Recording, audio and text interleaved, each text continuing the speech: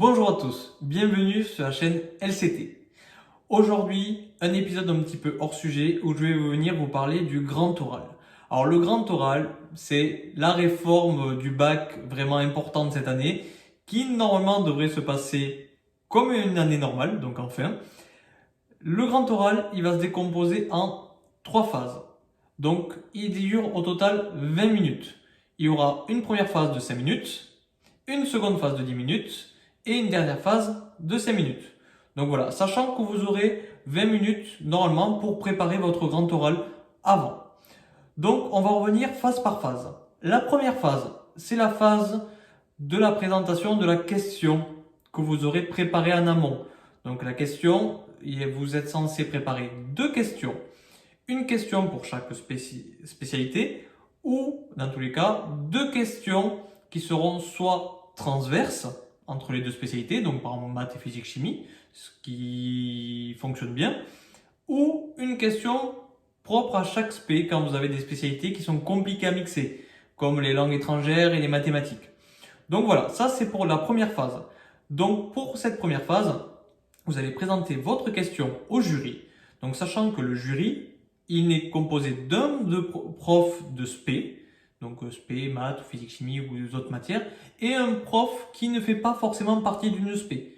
Donc c'est important que lorsque vous allez préparer votre question en amont, avec votre professeur ou de votre côté ou avec vos amis, c'est important que vous preniez ça en compte parce que du coup, lorsque vous allez présenter votre spécialité, votre question, il faut qu'aussi ça soit assez accessible pour l'autre prof. Donc, quand vous êtes scientifique, ne partez pas vraiment dans des explications qui sont trop compliquées. Sinon, l'autre prof de spé ou d'une autre matière ne va pas pouvoir suivre.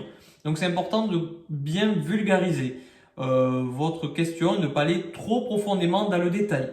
Les questions doivent être des choses que vous avez normalement vues cette année. Donc, vous ne devez pas inventer une question qui sera propre au supérieur ou des choses comme ça. Donc voilà, vous aurez 5 minutes pour présenter votre question à votre jury, qui sont 2 professeurs, et vous pourrez, pendant les 20 minutes, leur donner un support. Donc voilà, vous n'avez pas le droit d'utiliser un support comme le tableau ou un ordinateur. Par contre, vous avez le droit de donner un support que vous aurez écrit pendant vos 20 minutes de préparation pour continuer et dérouler votre exposé pendant ces 5 premières minutes. Donc pensez ne pas aller trop en profondeur dans le sujet pour ne pas larguer un des 2 profs de la spécialité que vous avez en face. Seconde partie, la phase des questions. Donc là, ce sont des questions que vous poseront votre prof de spécialité ou l'autre prof. Et c'est des questions qui vont venir aller chercher plus loin que la question que vous avez déjà préparée.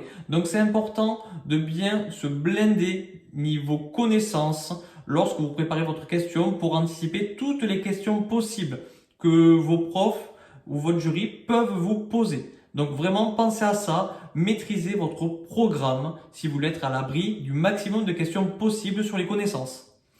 La dernière partie, c'est la partie ouverture sur l'orientation.